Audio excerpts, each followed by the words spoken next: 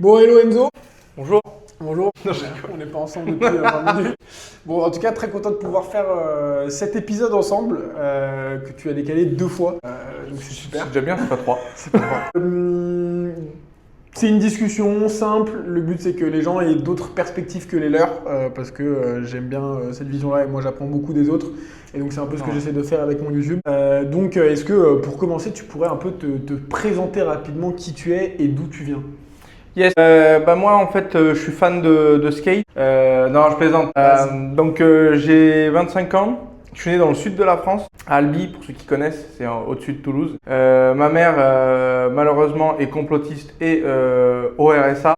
Non, elle est handicapée la pauvre au-delà de ça. Et mon père lui est décédé il y a un peu plus d'1 an. Et je viens d'une famille très pauvre. Autant en termes financiers, même si la pauvreté c'est relatif une fois que tu as fait 2-3 tours dans 2-3 pays, notamment le Bangladesh, les Philippines ou autres. Mais en tout cas, voilà, famille pauvre sur le modèle français et surtout, je dirais, une éducation stricte avec des valeurs, mais qui pas du tout tournée sur la prise de risque, l'entrepreneuriat, ce genre de trucs. Et je m'appelle Enzo Luciano Marti. Pour remettre en perspective. Pour remettre en perspective quand même. Ouais, donc, pourquoi? C'était ça la question, pourquoi? Ouais, non, c'était intéressant, c'était qui tu es et d'où tu viens. Justement, en plus, toi, je pense que contrairement à d'autres que j'ai pu avoir sur le podcast, tu as une histoire qui est plutôt mouvementée, où il y a. T'es un peu passé partout. Peut-être sans rentrer dans le détail, aujourd'hui, tu es cofondateur de Build Your Sales avec Vincent Duzon. On se connaît, hein, on bosse ensemble pour pas faire semblant, mais c'est quand même intéressant. Ah, on n'a jamais vraiment parlé de ça par contre. Même en off, un petit peu, mais. On en a parlé un petit peu quand on s'est fait une crown session. Ah oui, c'est vrai. Autour de la piscine. Autour de la piscine. Et de grands objectifs de piloter cette boîte par la data. Non, mais tu as un parcours qui a avoué, sans rentrer dans le détail, parce que je sais que tu as quand même un truc de vie perso qui est à toi. Mais là, tu es entrepreneur, donc de l'extérieur, ça peut être très glorifié. Moi, je me bats un peu contre ça sur le réseau. L'entrepreneur LinkedIn glorifié au bord de la piscine. C'est pas si simple que ça. Hein. Ah bah non, on le garantit. Mais voilà, t'as pas été entrepreneur toute ta vie, t'as été un peu, tu t'es bougé. Ouais. D'où tu viens et qu'est-ce qui a amené à ce qu'aujourd'hui tu te lances avec Vincent? Du coup, moi j'étais vraiment un cancre à l'école. Je dis pas ça parce qu'en France on kiffe faire l'éloge du cancre et de la misère. Dans cette société médiocre. Donc moi je dis pas ça pour me faire mousser, j'en suis pas fier, ça a fait pleurer ma daronne une paire de fois.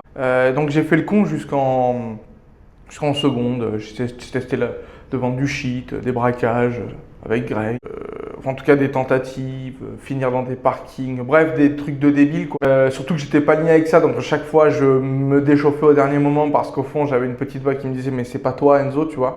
Parce que j'ai pas été éduqué comme ça pour le coup. Et donc, tu penses effet de groupe, truc un peu, c'est stylé. Ouais, c'est l'époque où il y a SCH qui explose avec Anarchy et A7. Donc tu te fais matrixer un peu, tu vois. Moi je suis un mec de la campagne et on s'est fait matrixer. Je connaissais un peu les mecs de la street de chez nous. Donc du coup j'étais à fond dans le perso, tu vois. Mais c'était pas moi. D'ailleurs j'ai arrêté de traîner avec ces mecs-là. Pour l'anecdote, le jour où ils ont fracassé un SDF, sans raison. Et j'ai dit, mais en fait, allez vous faire enculer quoi. Ouais, il y a des. C'est pas possible de faire c'est un truc dont on parlera aussi après, le choix de pourquoi tu es aussi parti de la France et de la société française avec qui tu peux avoir pas mal de différents. Non, c'est bien, c'est super la société française. Il y a des bonnes choses, il y a des bonnes choses. Non, c'est un très beau pays, mais en effet, ça sombre. Ouais. Et puis j'ai la chance de rencontrer une prof et une CPE au lycée de ouf par contre, vraiment bon lycée public mais bon lycée des gens, en fait un encadrement pédagogique pour le terme exact qui aime son métier. Tu vois. Et moi je crois beaucoup en l'éducation et je pense que je diverge un peu mais les professeurs dans la majorité des pays du monde sont vus comme une ressource banale. Je pense que c'est la clé de voûte d'une société. Ouais. Et que c'est un métier qui est tout aussi important que pompier, infirmier, éboueur, même s'il y en a qui. Ouais, mais c'est des métiers qui sont même plus importants. Je pense que c'est l'un des métiers les plus importants du monde. Ouais, et moi ce que j'aime bien Baron, c'est en effet, je pense que des profs, et j'ai vu d'ailleurs la discussion pas mal de fois avec mon père, parce que je suis pas un grand fan des cours au lycée, tout ça, mais il m'avait toujours dit tu vas voir, il y a un jour, tu vas rencontrer Ouais. une prof ou un mec qui va t'apprendre quelque chose et qui va être mais, passionnant et qui va changer ta façon de voir les choses et de voir l'apprentissage. Ouais. Et je pense que les profs qui, un, sont compétents dans ce qu'ils font et deux, aiment vraiment le faire et ont cette volonté de transmettre et d'apprendre et de changer les directions de vie, ça fait une vraie différence Ouais. sur certaines personnes et donc apparemment toi. Ouais. Je me rappelle, Laure Baraille, Madame Laure Baraille, prof de sciences économiques et sociales. Alors pour info, j'avais 6 de moyenne. La CPE, elle vient me voir, elle me dit écoute Enzo, on va t'envoyer en bac pro agriculture, parce que je viens d'une région agricole. Là, je la regarde, je lui dis Madame Penn, je suis vraiment pas un espèce de gros trimard à ce point. Elle me demande ce qu'est un trimard d'ailleurs, c'est une expression du Sud. Et elle me dit je pense que c'est absolument pas la bonne façon de désigner ces gens-là. A raison. Et elle me dit ok, bon tu te crois plus intelligent que tout le monde, il faut que on va t'envoyer en première du coup. Donc première générale, c'était à un moment où c'était encore le bac général, enfin t'avais pas le truc Des modulaire spécialités. d'aujourd'hui, là, qui c'est bien d'ailleurs. Et elle me dit si t'as pas 12 de moyenne premier trimestre, tu vas aller couper du petit blé quoi. Putain, l'ultimatum quoi. Je me dis putain, salope. Non, au-delà de ça, Madame Penn, si elle voit ce truc-là, elle le verra jamais. Mais c'est pareil, super bonne personne. Et donc du coup, j'arrive là, premier jour, j'arrive en casquette Gucci. Je me mets fond de la classe, grande classique, quoi. Et là, je vois une meuf qui parle d'un truc qui est quand même vachement intéressant, qui sont les sciences économiques et sociales. En gros, là, les fondations de notre monde. Enfin, ce sur quoi notre monde et de Pierre Bourdieu. Alors, on dit ce qu'on veut de Pierre Bourdieu, il y a des théories qui sont plus valables que d'autres, mais néanmoins, le cheminement d'idées, il est vraiment intéressant. Et là, je suis captivé, tu vois. Et du coup, j'ai 15 de moyenne. Alors, j'ai eu 6 toute ma vie à l'école. Et en fait, le fait que je sois intéressé par une matière, alors qui, du coup, en spécialité ES, a un coef de port, donc ça aide, m'a tiré sur toutes les autres, sauf les maths. Et les maths, c'est le truc le plus injuste du monde. Et ça, c'est vrai. Parce qu'en fait, plus tu accumules de lacunes en maths, moins tu peux revenir. Ouais. Et malgré tous mes efforts, j'ai pas réussi à avoir une bonne moyenne. J'ai eu 11 au bac. Ça va, Ouais, ça se défend. ouais, ça se défend. Ouais. Pour un mec qui a eu 4 toute sa vie. 4 toute sa vie, franchement ça va. Et donc voilà, du coup je cartonne là-dedans. Ils me payent même le concours Sciences Po parce qu'ils estiment que j'ai les capacités de tout baiser là-bas. La réalité c'est que sûrement plein de certitudes et au fond avec ce que je vois, ce qui est devenu Sciences Po, ou en tout cas ça a toujours été comme ça, j'en sais rien, je suis pas aligné, voilà, avec la population de Sciences Po. Donc je vais quand même au concours, j'ai 8 sans réviser, ce qui est à Sciences Po une très bonne note. Et puis voilà, ça se termine là. J'ai mon bac mention bien. Et puis là, c'est Parcoursup. Pour la Gen Z qui nous regarde, dont je fais partie, les gars, même si on ne dirait pas parce que la vie m'a mis 2-3 tartes. C'est clair. Parcoursup, première année, gros bordel. Moi, je vais faire un unité technique de commercialisation, ce qu'a fait mon associé Vince par ailleurs. Parce que c'est le chemin classique. Et puis même, je trouve le cursus vraiment intéressant. Moi, j'ai toujours voulu faire du commerce. Et puis, je suis accepté. Waouh, super et tout, je suis content. Et en fait, non. Petit bug de la plateforme Reset, ma place est remise en jeu, puis prise par quelqu'un d'autre. Et du coup, je ne suis pas accepté. J'appelle l'école où je suis allé 4 fois aux portes ouvertes pour montrer ma gueule quand même. Et j'ai parlé avec le directeur et tout. Il me dit, je peux rien faire moi, enfin, c'est centralisé. Et donc du coup, je finis en sciences et techniques des activités physiques et sportives, STAPS, à Rodez. C'est cool, j'aime le sport, surtout à cette époque-là, je fais beaucoup de sport. C'est un sport-études en fait. Ouais. Mais sur tout un tas de sports. Et donc, je finis là-bas, il y a tous mes collègues, ça part en couille. Je viens pas aux amphis, je fais 6 mois, je me bute à GTA RP et à Forza Horizon RP pour ceux qui ont la ref. C'était une bonne époque. Sauf que moi, mes parents ne peuvent pas m'aider, du coup, je paye mes courses, je paye mon appart et ils me coupent les bourses. Logique, je leur en veux pas. Et donc là, je suis à la merde totale. Et donc, je vais bosser. Premier taf de ma vie.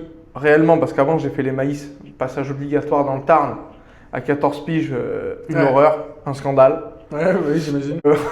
Une abomination. Ouais, moi j'ai fait le BTP, c'est le passage obligatoire dans la famille. Voilà, donc ça calme les ardeurs tout de suite.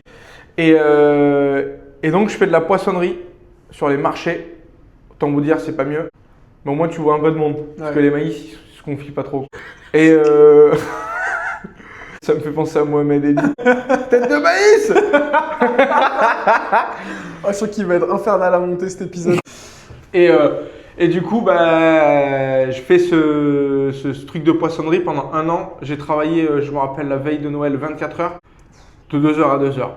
3 marchés. Et donc ça fait un peu de cash, je me paye, j'arrive à payer entre guillemets, mon train de vie plus que modeste. Et puis les études s'arrêtent. Et j'ai plus le droit aux bourses. En gros, je suis black flag, quoi. Ouais. Enfin, je suis blacklisté, je suis black boulé, comme diraient les francs-maçons. Ça fera plaisir aux francs-maçons qui regardent ça. Je sais pas s'il y en a dans ton audience.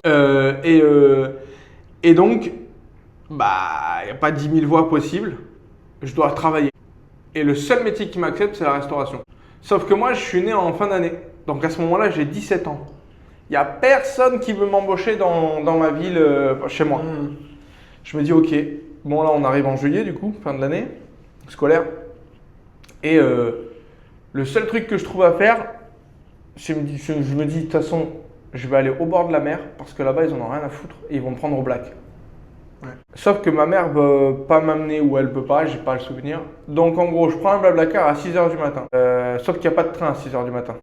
Parce qu'en fait, je prends le train à Albi, mais moi j'habite à côté. Donc tu es obligé de prendre le train en fait, ou d'y aller en voiture. Et donc, je prends le train à 22h. Et Greg, mon meilleur pote, est dans la boucle. Et je dors au McDo du séquestre, dans les petits tunnels pour les gosses. Parce qu'il n'y a personne. Et je prends mon blablacar à 6h. Golf 7R, je m'en rappelle.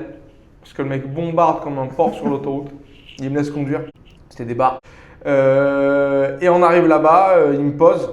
Et là, je suis à Marseille en plage, je connais son père. Sauf qu'il y a un pote de mon père qui a un camping. Donc je vais le voir, Cédric, gros big up d'ailleurs, c'est un mec qui m'a beaucoup aidé dans ma vie. Très smart. Il fait du bitcoin depuis 2011, le gars. C'est-à-dire depuis le début. Ah bah ouais. Il mine du bitcoin depuis 2011.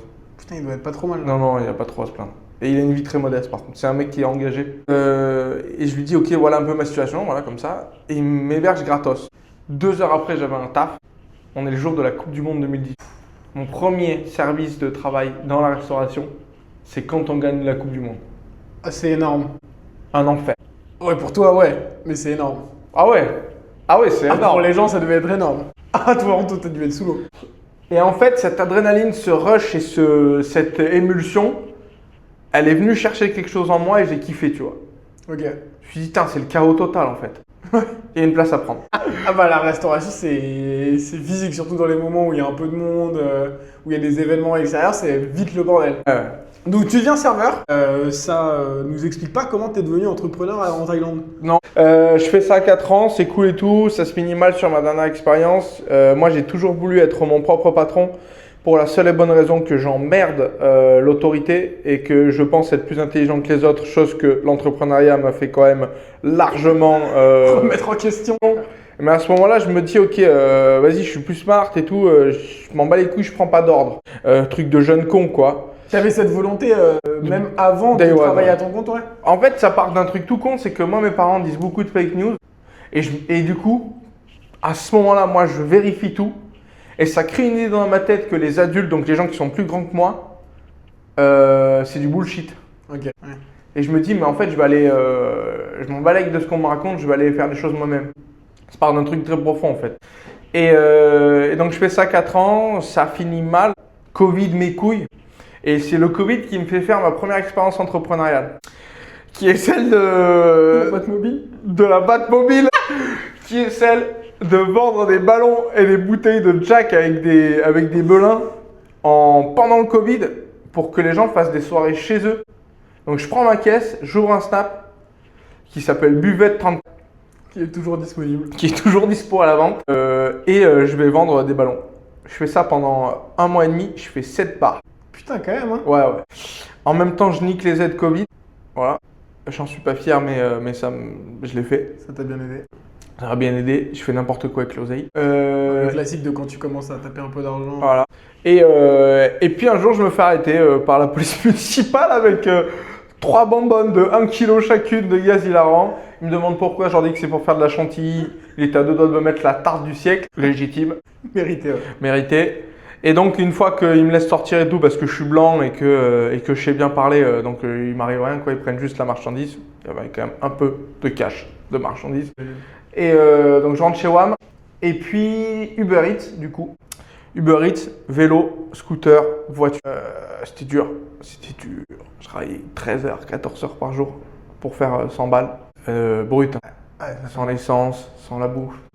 Donc net, tu es à 70 balles. Allez, 60, j'ai oublié l'URSSAF. Donc 13 heures pour 60 euros par jour. Sur un métier où tu n'évolues pas. Donc moi, je me sens coincé. Je travaille un peu moins, je fais moins de cash. Je prends le PC. Et puis, putain, j'ai mixé toute l'histoire. Bref, hein, c'est pas, on s'en bat les couilles. Ouais. J'ai mixé toute l'histoire. Donc, pour ça, faudrait que tu coupes. Donc, en gros, j'ai tout mélangé. J'ai tout hypé. Bref, en gros, bon, j'arrête là, je rentre chez ma grand-mère, je prends le PC. Je me fais targeter sur Instagram par des écoles de vente, donc Iconoclast. À ce moment-là, moi, j'ai pas de perspective d'avenir.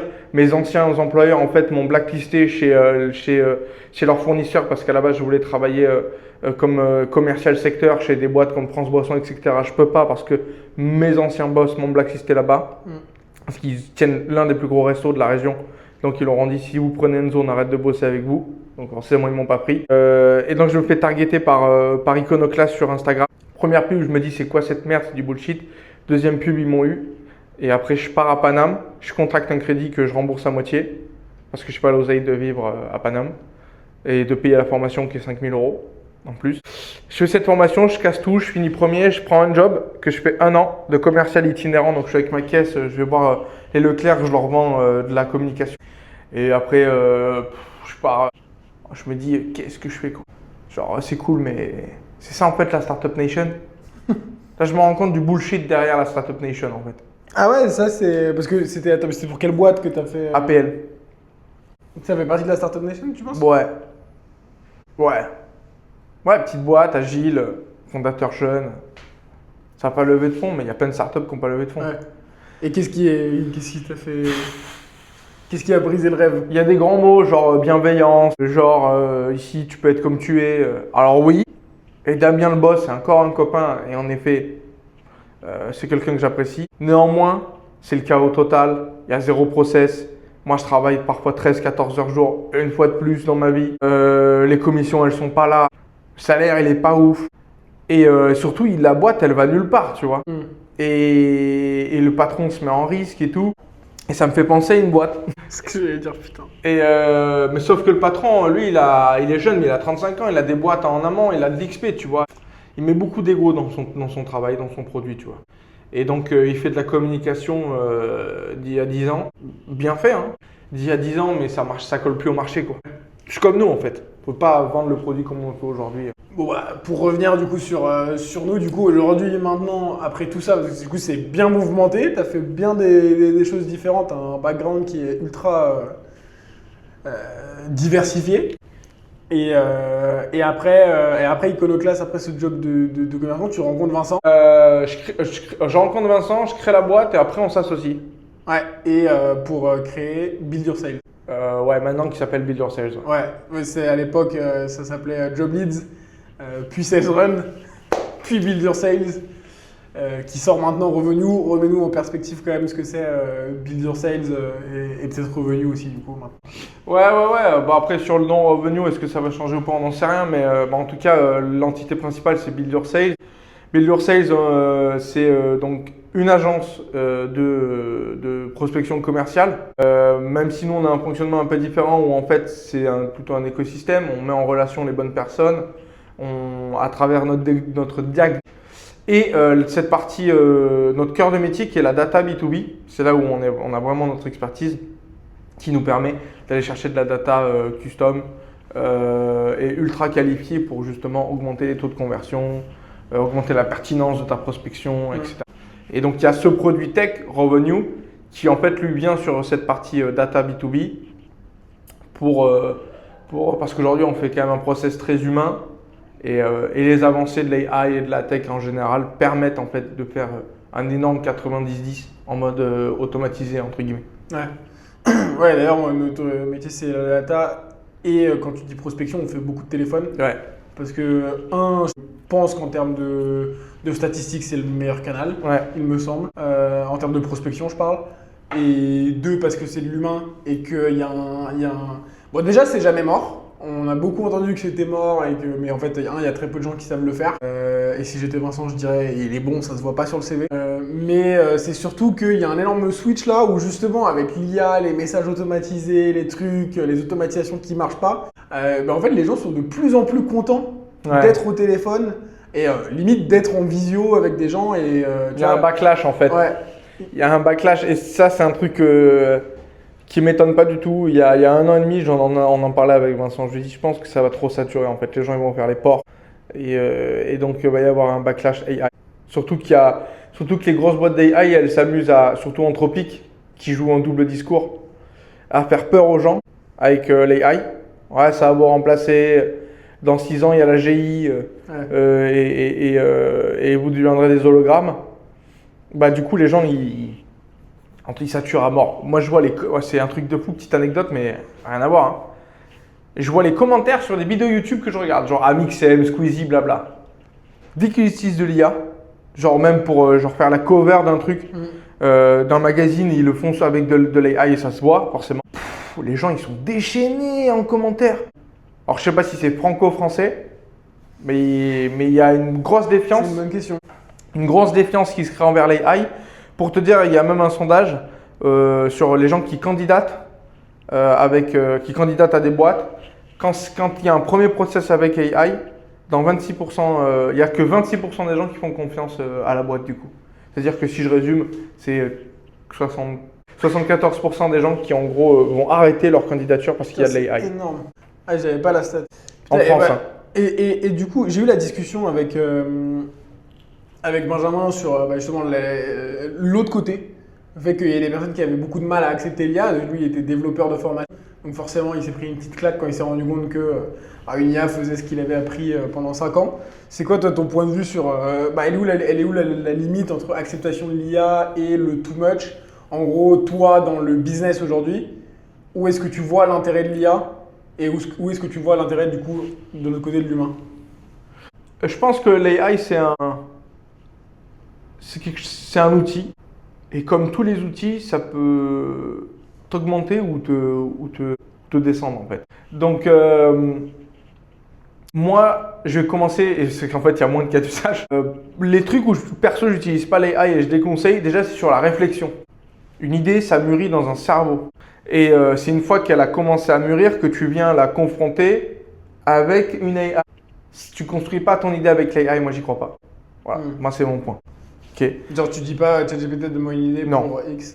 Après, en fait, il y en a qui vont dire oui, mais du coup, tu peux faire de la veille de marché. Oui, c'est vrai. Donc, en fait, c'est pas une idée l'AI, mais ce que je veux dire, c'est qu'il faut prendre le temps face à soi-même de faire mûrir et de laisser son cerveau s'ennuyer. Ça, c'est la première chose pour créer des connexions qui sont imprévisibles et c'est toute la force créatrice de l'humain, en fait. Et ça, l'AI, elle peut pas le faire. Techniquement, elle peut pas le faire aujourd'hui. Alors pour ceux qui connaissent Yann Lequin avec les modèles, donc je crois que c'est World Model, peut-être que là oui, parce qu'en fait un World Model il est entraîné sur toutes les données comme un humain, c'est-à-dire visuel, sonore, sensitive, textuel. Et peut-être qu'à ce moment-là on ira chercher la GI. On n'y est pas encore. On n'y est pas encore. Donc aujourd'hui les LLM, Large Language Model, ne sont pas capables d'avoir de la créativité, c'est faux. Ouais. La force de l'AI par contre, c'est la capacité de synthèse et la capacité d'accumuler un nombre de data absolument énorme en un temps très court. Parce que c'est l'inverse de l'humain où le temps très long en fait est plutôt notre avantage. Donc, et c'est là où je parle de créativité en fait, c'est ce temps très long. Mais quand je parle de très long, c'est 15-20 ans, vos expériences, elles créent quelque chose. Sur ce temps très court, en effet, ça peut t'aider à faire de la veille de marché, à faire une revue adversariale de ton idée, c'est-à-dire ok, est-ce qu'elle est bonne, est-ce qu'elle est mauvaise, pourquoi, est-ce qu'il y a des concurrents, qu'est-ce qu'ils font, etc. Mais l'impulsion, pour moi, elle doit se construire en très grande partie purement par toi-même. Ouais, ça, je suis assez d'accord. Ensuite, la planification, le cadrage, en gros, il faut se former. C'est-à-dire qu'un mec comme Ben qui était dev, il a 2 manières de le voir. Soit il se dit merde, mon métier il est remplacé, soit il se dit putain, quelle chance, j'ai toutes les compétences techniques pour manager une workforce gratuite, quasiment. En fait, l'AI, c'est une workforce. C'est une main-d'œuvre. Ouais. Donc en fait, quand tu es dev, junior ou senior, mais que tu as appris à dev, qui d'autre de mieux qualifié que toi pour diriger un projet de dev? Personne. Ouais, c'est évident. Et ça vaut pour tous les métiers d'ailleurs. J'avais eu la discussion avec lui, mais et d'ailleurs je trouve que nous on ne le fait pas pareil en interne, mais c'est quand même tellement puissant sur ces petites tâches, pas de créativité, mais d'exécution pure et dure, d'analyse et d'automatisation. Je vois en fait une grande partie de la population, et je m'inclus dedans, qui l'utilise mais comme un bébé, quoi, comme un boomer utilise Internet, quoi. Ouais, un peu, ouais. Tu vois, je trouve ça dommage parce que j'arrive quand même à voir à peu près toutes les possibilités que ça amène. Et je vois des entreprises et des gens qui l'utilisent d'une façon ultra poussée, où ils ont leur armée d'AI qui apprennent, tu sais, qui analysent à chaque fois qu'ils font une session, ce qui est bien, ce qui est pas bien, qui ont des bonnes guidelines, qui font des retours, c'est ultra structuré. Et arrête à quasiment plus à mettre les mains dedans. En fait, tu prends les retours, tu fais des retours, etc. Et on voit quand même une majorité de la population, où pour moi, il y a deux trucs. Il y a ceux qui l'utilisent juste en mode c'est bon, je demande des messages, etc. Et je sais que j'en fais beaucoup partie, moi, des fois. Oui, alors il y a l'autre côté qui pense que c'est les nouveaux Jeff Bezos qui sont, alors parce qu'il y a piqués à la dopamine il y a de un Claude Code, extrême, ouais. à la dopamine de Claude Code, alors qu'en fait, c'est super ce que ça permet de faire, mais réellement il n'y a personne qui avait codé une app qui est partie à 1 million par mois en une semaine, ou alors il va se prendre une faille de cybersécurité qui va être extrêmement violente et il va se faire poursuivre à vie pour des milliards d'euros aux États-Unis. Et les gens le font parce que en fait, tu as l'impression de construire quelque chose et ça te donne un sentiment d'efficacité, de productivité, alors que tu es juste en train de t'occuper. Ouais. Alors que typiquement pour les gens qui sont au commerce comme moi et Vincent, entre passer 1 heure devant Claude Code et passer 1 heure de call, la différence en productivité elle est énorme. Par contre, prendre 1 heure de temps en temps pour faire un truc spécifique, ça oui. Mais déjà tu peux le faire hors tes temps de call. C'est-à-dire que nous, on est en Asie, donc en fait, tu vois, entre 8h et 14h, il n'y a personne qu'on va call parce qu'il est minuit en France et déjà qu'ils ne sont pas contents les Français, si en plus on les appelle à minuit, on va prendre des tirs de partout. Mais donc tu as le temps de faire des trucs en amont ou plus tard qui ne prennent pas sur tes temps de call, mais il faut prioriser. Et je pense que Claude Code, les gens le voient parce que ça leur file la dopamine et qu'ils se disent qu'ils sont trop forts mais que ça n'a pas fait grand-chose. Et donc je vois l'IA utiliser moi de ces deux façons majoritairement. Et je trouve que c'est dommage parce que c'est pas… Toi qui es beaucoup dedans, je pense que tu vois un peu plus les capacités que ça peut avoir. Tu es sur la construction d'un truc hyper complexe, donc tu n'es pas dans ce modèle dont je parlais des agents IA encore, qui font plein de trucs, etc. Et après, en ce moment, j'ai l'impression qu'on se fait un peu strike par les crédits et les tokens qui commencent à exploser. Ou ça, c'est pareil, ça change, c'est un peu un changement. Ouais, il y a un changement, Il y a un changement de paradigme. Déjà, moi, je me fais avoir parfois par cette dopamine Claude Code, pour être très franc. Même si maintenant, j'essaie vraiment de faire attention. Ouais, moi, je suis d'accord avec toi, il y a ces deux cas d'usage en majorité, en vérité. Donc, maintenant, moi, j'utilise plus trop en mode conversationnel, pour être très franc. J'utilise vraiment en mode agentique, donc en gros, j'arrive avec mes idées, elles sont déjà construites, j'arrive avec mon plan. Avant, en fait, je construisais mon plan avec l'IA. Aujourd'hui, c'est plus le cas. J'arrive déjà avec ma direction et mon but et des paliers d'atteinte, en fait. Une roadmap, une vraie roadmap. Je prends l'exemple, l'onboarding d'Elia sur le content. C'est moi qui crée la putain de roadmap. Et c'est moi qui, en fait, crée les skills. Par contre, je laisse l'AI agrémenter, ajouter des détails et pousser les pages notions, les construire. Elle n'est pas là ma valeur ajoutée. Ma valeur ajoutée est de se dire, OK, quel skill je veux construire, pourquoi, dans quel ordre et en fait, quelle main-d'œuvre je vais pouvoir fournir. En fait, je réfléchis comme ça à Elias, la personne qu'on recrute sur le contenu. Donc, moi, j'utilise comme ça. Maintenant, en effet, il y a une partie agent IA qui est sous-exploitée dans Build Your Sales. Parce qu'en fait, ça demande, si tu veux vraiment bien le faire, ça demande un gros système quand même en amont. C'est pas juste je plug un agent, en fait. Ça, c'est bullshit. Et c'est pour ça qu'en fait, tu as ces deux usages. Parce qu'en fait, il y a un truc qui est invisible. C'est ta couche de données dans la boîte. Et donc, un exemple très concret. Vincent se plaint par exemple de l'administratif des relances de factures. Il se dit je ne peux pas le déléguer parce que les gens à qui je vais le déléguer manquent de contexte. Bon ben là on pourrait se dire t'as qu'à connecter Claude et c'est bon. Eh ben non. Parce qu'en fait si tu n'as pas les datas de ton outil d'appel, si tu n'as pas le contexte dans ton CRM, que tu n'as pas les réunions qui remontent dans un seul et même endroit. Avec une nomenclature aussi d'appellation. Exactement. En fait, ton agent, il fait de la merde et il consomme du token de port pour rien. Et nous, dans notre cas, c'est pour ça qu'on va changer de CRM parce que le but, c'est de centraliser, d'avoir un outil qui connecte le tout pour en fait fournir à l'AI au final les données dans le bon format, le plus propre possible, pour ensuite permettre cette délégation. Et c'est dans ce cadre-là qu'en fait, pour moi, tu crées de l'agentique dans ta boîte. Ouais, je suis d'accord. Maintenant, sur le content, nous, on mange une barrière parce que pour le coup, on l'a vraiment automatisé comme des porcs et je pense qu'on fait partie du top 0,1% qui a automatisé son contenu. Ça marche pas. On a réussi à contrer un peu en termes de volumétrie parce qu'on a quand même fait plus de 600 000 impressions juste sur LinkedIn à travers 3 profils. Donc on a réussi à contrer un peu. En vrai, on dit ça, mais il y a quand même une bonne centaine de leads qui sont rentrés dans le Sales Engine. Quand même. Ouais, et c'est même 4 clients signés quand même sur le content. Tu vois? Donc on a réussi à contrer le truc, mais je pense que c'est pas soutenable et que tu as moyen d'en dégoûter, de dégoûter plus de gens que t'en fais rentrer. Ouais, il y a ça. Et puis aussi, il y a LinkedIn qui, dans ce laps de temps, a commencé une guerre en fait. Et qui est légitime d'ailleurs.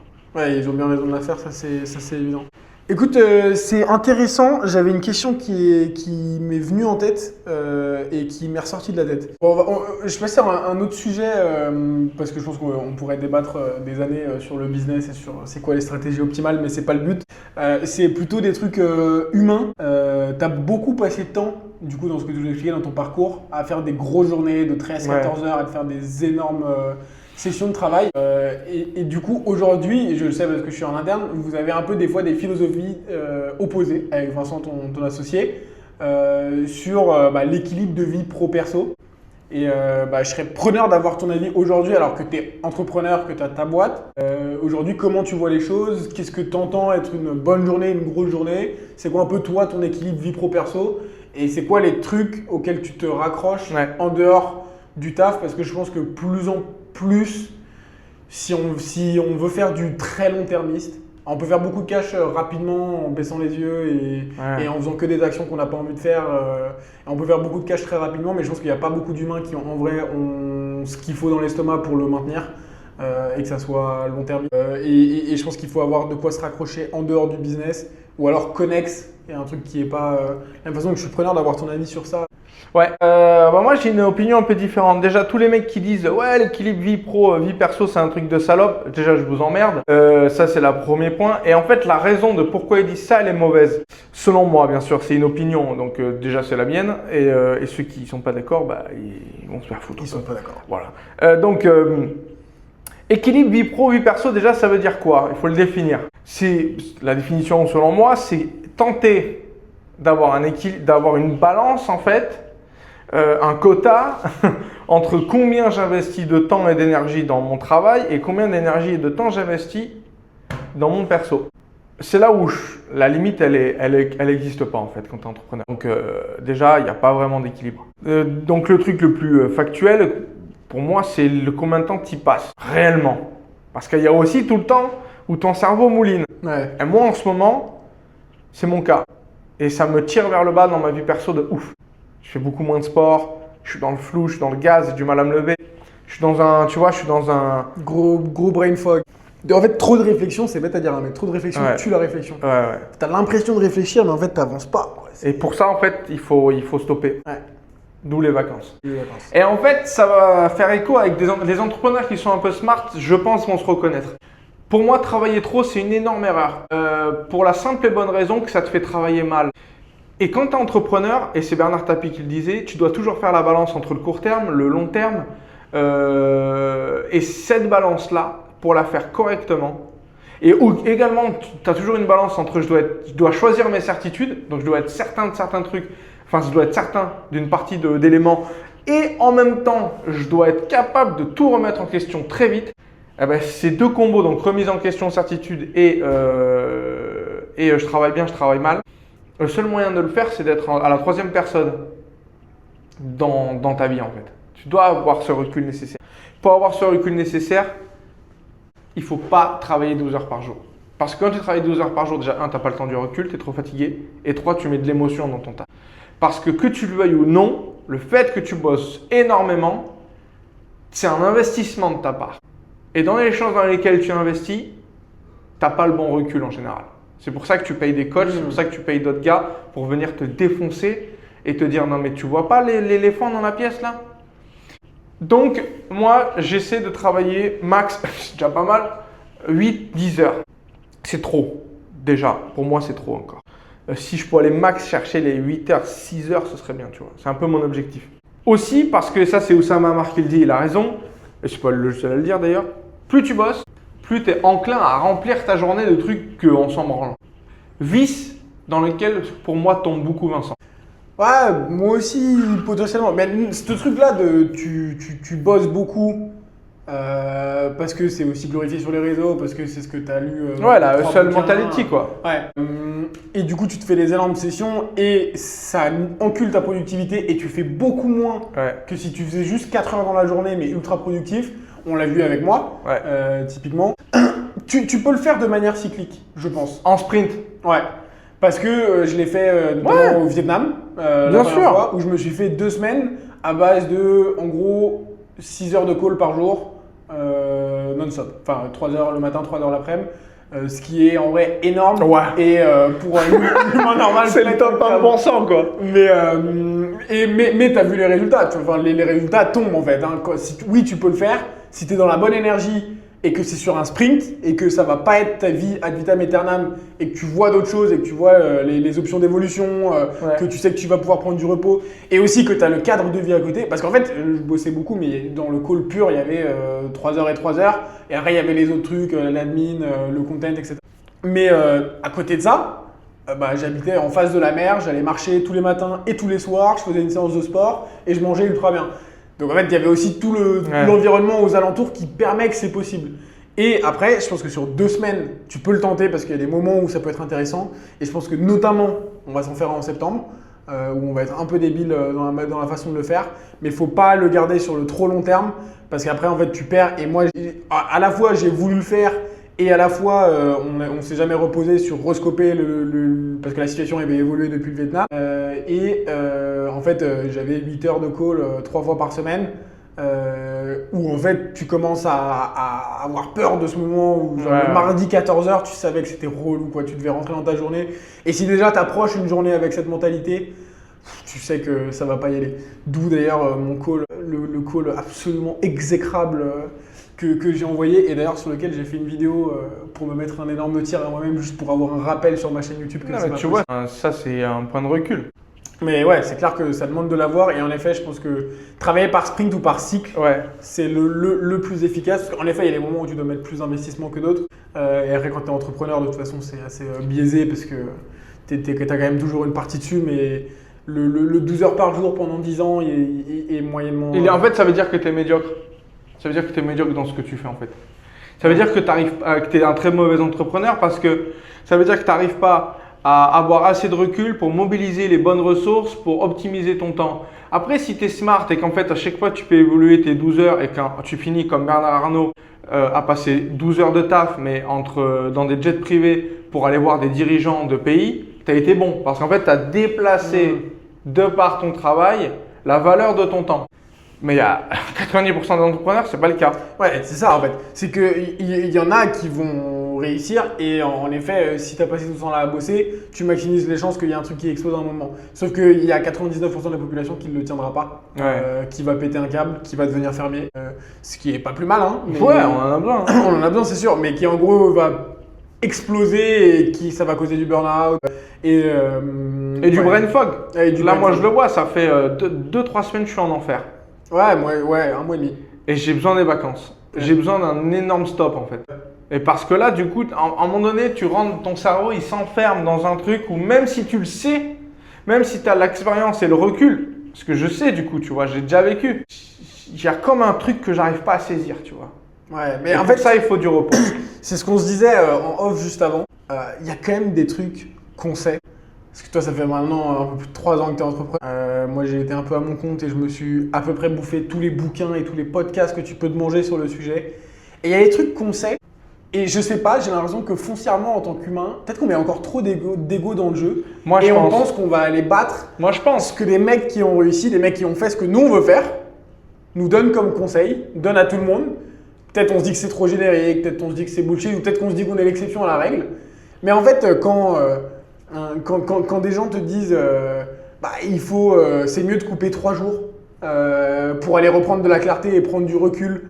Il faut avoir une direction qui est alignée, qui fait sens pour toi. Si tu le fais pour le faire ou juste pour l'argent, tu vas arriver, dès que tu atteins un palier, tu vas complètement craquer, burn-out. Quand ils te donnent en fait, il y a des conseils, se concentrer sur un seul truc, respecter son temps dans son agenda, notamment aussi la notion de savoir dire non. La notion de savoir dire non, elle est... Tous les grands te le diront, Ouais, tu as bien peur de sûr. dire non à plus de trucs que tu dis oui. Mais oui. Mais on a ce truc de c'est une opportunité, nanana. Mais en fait, si t'es pas capable de dire non, et on le sait, moi je le sais, je l'ai beaucoup fait dans les bouquins. Je suis censé être en off la semaine prochaine. Juste hier, j'ai 5 rendez-vous qui se sont passés la semaine prochaine. Ouais, mais non, ça dégage, mec. Je sais pas pourquoi j'en ai autant d'ailleurs. Non, mais tu sais, des trucs qui se décalent, etc. Et on le sait, mais quand même, on se dit que ouais, ça va, c'est juste ça. Le brain fog, prendre une semaine de pause. Tu vois, je pense que j'aurais été. Il y a 1 mois et demi, quand je commence à être un peu dans le brain fog, je dis à Vince, écoute, Ouais. n'importe quoi, laisse-moi prendre une semaine, je vais en off, je vais, je sais pas, Pattaya, je vais au bord de la mer, je coupe complet et je reviens. Je pense qu'on gagne 2-3 semaines d'efficacité, de Ouais. volume de call, où au final, en fait, en perdant une semaine, Bien sûr. on aurait regagné sur les 3 qui ont été faits en demi-molle. Et donc, je sais pas si tu as des idées de d'où ça vient ce truc-là chez les humains, mais je trouve ça impressionnant que même quand on le sait, C'est le changement, c'est la peur du changement, c'est aussi... en fait, t'es toujours dans... ce qui réunit les entrepreneurs, c'est une force créatrice, tu vois, le point commun. Donc le problème, c'est que quand tu prends une semaine de vax, tu crées plus rien. Et du coup, ça crée un sentiment de culpabilité chez certains. Et c'est ça qui fait que t'y vas pas. après, je pense que tu crées Il faut savoir dire plus non. rien de manière output, Ouais. en termes de sortie, mais Voilà, par contre, je pense que bien ça sûr. crée des choses. Ouais, complètement. Tu le disais, il y a besoin de ce Ouais. temps de pause et de s'ennuyer et de 100%. réfléchir. 100%, mais nous, il faut qu'on arrive à avoir ce recul. Et il y a une erreur qu'on a faite dans cette boîte. On n'a jamais payé quelqu'un pour genre un mentor, tu vois. Genre un coach, business. On n'a jamais Ouais. fait ça. Grosse erreur. Donc oui, au fond, il y a un truc d'ego. Il y a un truc d'on pense qu'on est meilleur que tout le monde, je pense. Sauf que c'est pas le cas. Ah, c'est rarement le cas. Alors, on n'est pas ridicule, mais quand tu prends les bidas, il fait mal. Alors c'est bien, le CA, il est pas si bas, tu vois. Bon, Non, bon, on n'est pas encore là où on veut. Après, ça fait partie, je pense, du. mais le bidas, On se prend aussi, on parlait de la notion de glorifier l'entrepreneuriat. Il faut quand même remettre en perspective que même, même avant que j'arrive, toi, l'année dernière, tu as eu une année assez compliquée. Cette année, on se prend quand même un sacré volume de merde. Ouais. Et comme le dit Vincent, quand l'employé de Ikea il a des retours que Ikea se prend de la merde, ça n'a pas trop d'impact sur son salaire ou sa vie, si tu veux. Par contre, quand tu es 3 et qu'en plus tu as des salaires à payer, que tu as des partenaires, que tu as des missions, que tu as des trucs, les enchaînements de merde, tu les prends vraiment en plein dans la gueule. Et on s'est pris un certain nombre de trucs. Comment ça, toi, tu le gères?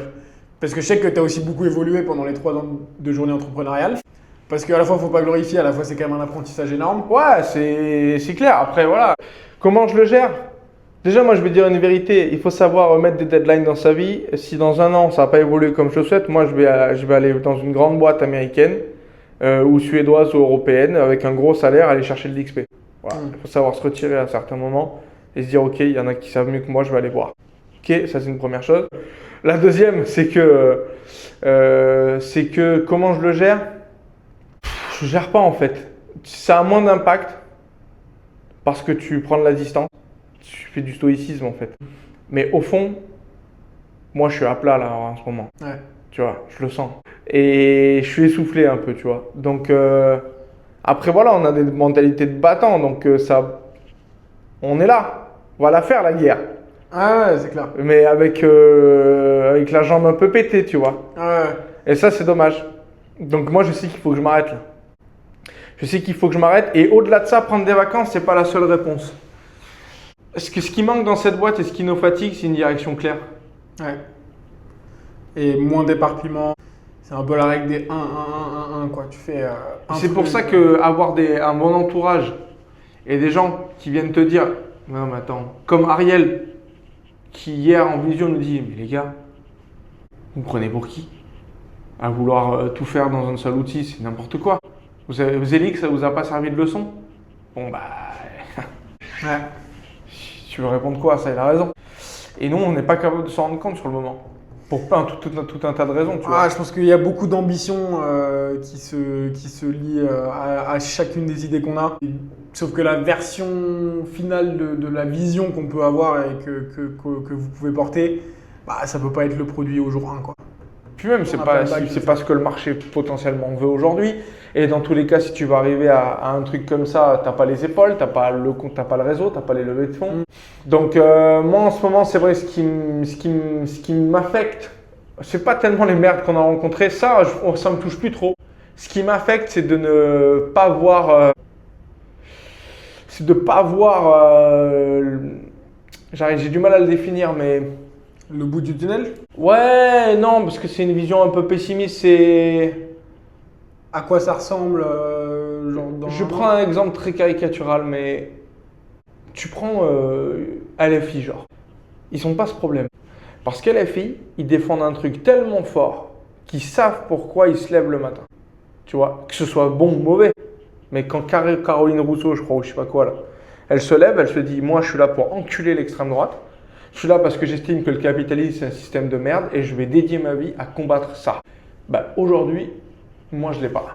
Alors, on pourrait appeler ça le why. Moi, j'ai mon why perso. Ouais, t'as un why. Mais le why de la boîte, ouais. et il me manque. Et je sais qu'il faut du repos pour que je puisse avoir les bonnes conditions de réflexion. Ouais, c'est sûr. Moi, c'est le combat que je mène depuis 1 mois et demi où je pense que justement, dans des trucs aussi forts et mouvementés que l'entrepreneuriat, et je pense que c'est même vrai dans d'autres aspects, pas que dans l'entrepreneuriat, mais le fait d'avoir un truc auquel tu peux te rattacher dès que t'es plus dans ta ligne directrice de base, parce que la vie, c'est jamais comme ça. Si tu veux, il va jamais y avoir une ligne droite et toute paisible, toute bien. Genre, t'es jamais à 7 toute ta vie. T'es plutôt une fois à 2, une fois à 10, une fois à 4, une fois à 7. Enfin, genre, c'est un truc qui bouge énormément. Et si t'as pas ce truc-là au bout, vers lequel il y a tellement une flamme qui t'amène vers là-bas et que tu sais pourquoi tu le fais, c'est tellement dur de le tenir. Et moi, c'est un peu le combat que j'ai.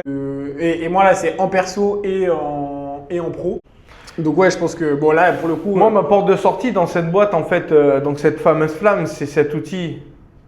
Parce qu'au-delà de l'outil, c'est surtout le monde du SaaS qui m'intéresse. Parce que c'est le monde de l'optimisation, c'est le monde de travailler smart, c'est le monde de casser, d'apporter une brique, tu vois. Ça, c'est ma flamme. Donc c'est pour ça que je m'investis autant en ce moment sur ce putain d'outil. Maintenant, comme j'ai dit, il faut savoir mettre des deadlines. Moi, j'ai aussi le feu au cul, dans le sens où j'ai envie de m'enrichir personnellement. J'ai envie d'investir, j'ai envie de voyager plus, même si on a quand même une vie bien remplie, tu vois. J'ai envie de faire une famille. Donc, il faut être en capacité de prendre le recul. Si dans 1 an, parce qu'on n'a pas pris les actions nécessaires, c'était peut-être pas le bon moment. Plein de choses. Moi, je rendrai la hache de guerre et j'irai la reprendre plus tard. Voilà, comme tu as fait en fait. Ouais, tu sais oui, c'est exactement ce que moi j'avais parce que j'étais à mon compte avant et je vous ai rejoint là. Mais ouais, je pense que c'est des trucs qu'il faut savoir faire et accepter. Après, faut toujours avoir la direction et savoir le moment où tu mets la pause sur la hache de guerre. Tu vas chercher quoi comme information, avec qui, c'est qui les personnes qui peuvent vraiment t'apporter l'expérience. Mais il y a plein de trucs avant ça, mais moi je pense que c'est important de se poser des deadlines. Mais je pense que outre ça, on a même, comme tu me disais, le principe de prendre un coach, quelqu'un qui vient. Il y a plein de choses à faire avant. Et même juste aller se mettre dans les pièces des bonnes personnes.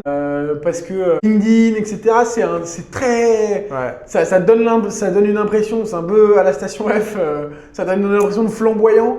Ils sont tous entre eux, ils donnent tous de la force entre eux. C'est un peu comme Nvidia qui vend des chips à ChatGPT à OpenAI pour que OpenAI puisse leur vendre plus de Oracle qui revend à Nvidia. Enfin, tu vois, c'est un peu le même truc, c'est juste entre eux. En fait, ça donne une illusion de grandiose, mais il n'y a pas tant que ça. Et je pense que les personnes, en tout cas, à qui nous on aspire d'être dans les mêmes pièces, on les a pas forcément encore toutes trouvées. Non. On en a quelques-unes et je pense qu'on les active peut-être pas assez. Ouais, aussi, On n'en profite pas assez. Et je pense qu'on a des pistes d'éléments où on pourrait aller dans des pièces où on a envie d'aller et qu'on le fait pas parce que tête dans le guidon, dans l'opérationnel, dans le truc de la sortie. Ouais, parce qu'on a quand même un réseau intéressant, tu vois. Ouais, c'est clair. Ça, c'est... Non, c'est sûr. Moi, c'était ma dernière question et après, on retournera bosser parce que c'est pas encore les vacances. Aujourd'hui, tu habites à Bangkok. Ouais. Pourquoi le choix de s'expatrier pourquoi le choix d'être parti de la France Peut-être parce que la France a décidé de faire passer une exit tax. Peut-être parce que la France et l'Europe de manière générale a décidé qu'il fallait censurer une partie des content creators sur YouTube et d'avoir la main sur l'algo parce qu'il y a certaines malformations apparemment qui seraient nocives à la société. Parce qu'en fait, l'âme d'être français qui pour moi est dans le romantisme, dans l'esprit critique, dans la liberté, dans le fait d'arriver en décolleté en boîte, tu vois, et en train de se perdre, que les impôts sont ahurissants et on ne sait pas où ils vont. C'est pour tout ça que je suis parti en fait. Ouais, il y a vraiment un gros désalignement avec, Ouais, à mort. avec en tout cas la direction Ouais. que la France prend. Donc il y a les présidentielles qui vont arriver dans pas si longtemps, donc il va peut-être y avoir un peu de, Oui, bien sûr. Mais, un peu de bullshit. changement. Bullshit, on est dans un monde qui est de plus en plus chaotique, où les ordres établis sont renversés, et il y a du bon là-dedans, où certains essayent de s'y tenir, où tu as une Chine très agressive, tu as des US qui sont même pas agressifs, ils sont perdus selon moi. Tu as une Europe qui essaye de s'enclaver sur elle-même pour se protéger. Donc en fait, le fait de s'internationaliser te protège un peu de ça. Ouais.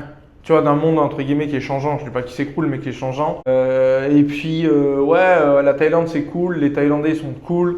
Il y a aussi une grosse notion de liberté ici, même si quand tu es Thaïlandais, attention, la censure est présente. Voilà, donc, mais en tant que blancs, occidentaux, westerners, en Thaïlande, tu vois pas ça. Donc en fait, tu as une sensation de liberté qui est énorme. Je pense que l'Asie, c'est un continent qui a beaucoup de cartes à jouer. Qui fait de la croissance. Qui fait de la croissance. Et il y a un peu comme les fudge, il y a une diaspora française. Et les Français à l'étranger sont bien plus intéressants que les Français en France. C'est vrai, bon, c'est plutôt que c'est des gens qui doivent plus être alignés avec ta culture et tes valeurs. Aussi, c'est des mecs qui ont choisi. Ouais. Moi, j'ai pas envie de parler aux gens qui n'ont pas choisi. Ouais. Même des mauvais choix. Et même, il y a des gens, il y a des gens très intéressants en France. C'est juste que du coup, il y a aussi 80 millions d'autres Français, quoi. Donc, pour les trouver les gens intéressants, t'as peut-être. Aussi, en effet, il y a un effet statistique. Ouais. Et puis, les gens intéressants en France, ils se protègent. Et ils ont raison. Plus compliqué d'y accéder, tu vois. Ouais, la notion de sécurité aussi et de réussite. Il y a quand même 2-3 trucs en France. Je sais que toi, tu as des personnes que tu connais à qui il a pu arriver des choses qui sont vraiment qui sont aberrantes, quoi. Ou du coup, ouais, je comprends, ça fait peur. Et en plus, moi, en tant que personne qui s'est expatriée il y a en gros 6-8 mois, ça me fait de la peine parce que j'aime beaucoup la France. Ouais, moi aussi. Hein. C'est un des plus beaux pays du monde et il y a vraiment des trucs trop bien. Et l'image qu'on renvoie à l'international me fait de la peine quand même. C'est genre quand tu parles avec des gens de l'international, dès que tu vois des news sur la France, sur des trucs mondiaux, c'est pas ouf. Ouais. C'est pas ouf. C'est vraiment souvent, c'est qu'il y a eu des casseurs, c'est qu'il y a eu une manifestation, c'est que il y a eu un crime. Enfin, c'est rarement pour remettre en perspective tous les aspects positifs que la France a. Mais je trouve ça dommage. Bon, on peut peut-être s'arrêter là, ça fait déjà un petit moment qu'on parle, ça fait déjà pas mal de montage que j'ai pas du tout envie de faire, mais ça fait partie du job. En tout cas, merci, c'était très intéressant. C'est ta boîte mail là? C'est ma boîte mail. En même temps. Non, merci à toi, Mathéo. Ça permet de discuter aussi. Ouais, c'est cool, ça met un petit peu de perspective. Puis voilà, il y a beaucoup d'honnêteté, de sincérité. Je pense que j'ai parlé à bâton rompu, sans regarder la caméra parce qu'elle est juste du mauvais côté. Je préfère regarder vers la lumière. Mais ouais, c'est pas si rose que ça l'entrepreneuriat. Il y a aussi de très bonnes choses. Le cadre de cette interview, c'est que moi je suis un peu fatigué, donc je pense que ça se ressent aussi dans l'énergie et dans les propos. Forcément, ils sont redirigés. Néanmoins, il y a vraiment plein de bonnes choses dans l'entrepreneuriat et je suis très très confiant. Et puis ça fait partie du jeu. Il y a des boîtes qui ont pivoté 40 fois. Ouais, moi je pense que ça fait partie du jeu. Faut juste savoir se le dire. Faut pas se mentir à soi-même. Ouais. Mais en fait, il faut être clair avec soi-même. Et du coup, c'est aussi peut-être la complexité d'avoir un co-founder. Où du coup, vous devez être deux sur la même vision, sur la même direction. Et il faut que ça soit aussi fort l'un pour l'autre. Et donc ça, je pense que ça peut être la complexité d'avoir un co-founder, même si vous avez quand même une dynamique qui marche plutôt bien avec, Ouais, non, bah, c'est clair. avec Vincent. Et vous avez la chance d'avoir des bons profils. Vincent, il y a un truc où on est très différent. Et c'est là où Vincent, il mérite encore plus de vacances que nous parce que il a d'autant plus besoin de ce temps pour prendre le recul. Parce que quand il est dans la machine Vince, il prendra pas le recul. Ouais, bah moi je le vois. Bah, il arrive à prendre du recul, mais que sur des très petites périodes. C'est-à-dire qu'il peut prendre un week-end où à un moment il va avoir une révélation, une discussion. Mais après, en effet, quand il est dans la roue, bah, tu sais, il parle à l'IA, il y a tous ces biais de confirmation qui ressortent, etc. D'ailleurs, faites pas ça. Hein. Ouais. Ne confirmez pas vos idées avec l'IA. Voilà, on en parlait au début, mais ne faites pas ça. En fait, il y a des énormes biais de confirmation où l'IA est programmée pour vous donner raison et, en fait, et comprendre ce que vous entendez et sous-entendez dans vos messages. Et elle va juste un peu répondre ce que vous avez envie d'entendre, entre guillemets. En tout cas, il y a des énormes biais de confirmation qui vont se retrouver dans ce qu'elle peut faire quand vous dites ah bah, est-ce que ça c'est une bonne idée, non, non, non. Et il va se baser sur toute l'historique que vous avez ensemble, ce que tu penses toi être une bonne idée. Et donc ça peut te donner un tunnel où tu as l'impression. Et puis il y a un truc que tout le monde oublie. L'IA, elle est en retard par essence. Sauf qu'une idée, c'est tourner vers le futur. Donc c'est comme si tu allais voir Marty dans la DeLorean et lui dire ah, tu penses que ça c'est smart alors que le mec il est 40 ans en arrière, il pourra pas te dire. Ouais. Une idée c'est tourner vers le futur, l'IA elle est tournée vers le passé, ça marche pas. Elle est train sur. C'est pas un outil de prévision en fait, c'est un outil de synthèse. Ouais, il y en a qui sont du coup en train de se porter vers des trucs de prévision, notamment sur la finance, mais en tout cas pour ce que les gens utilisent, Anthropic, OpenAI, etc. C'est plutôt des trucs de synthèse, de data, d'analyse. Et c'est smart, par contre, tu arrives avec ton idée, tu veux la confronter à des chiffres concrets, là c'est utile. Ouais, c'est clair. Mais confronter l'idée en elle-même, le faites pas. Ouais, en fait c'est trop biaisé. Ou alors vous allez scraper une partie de Reddit, une partie de LinkedIn, des gens que vous avez rencontrés et vous synthétisez ça dans l'AI pour confronter votre idée, oui, mais le faites pas sans matière. En fait, il faut le faire avec de la matière.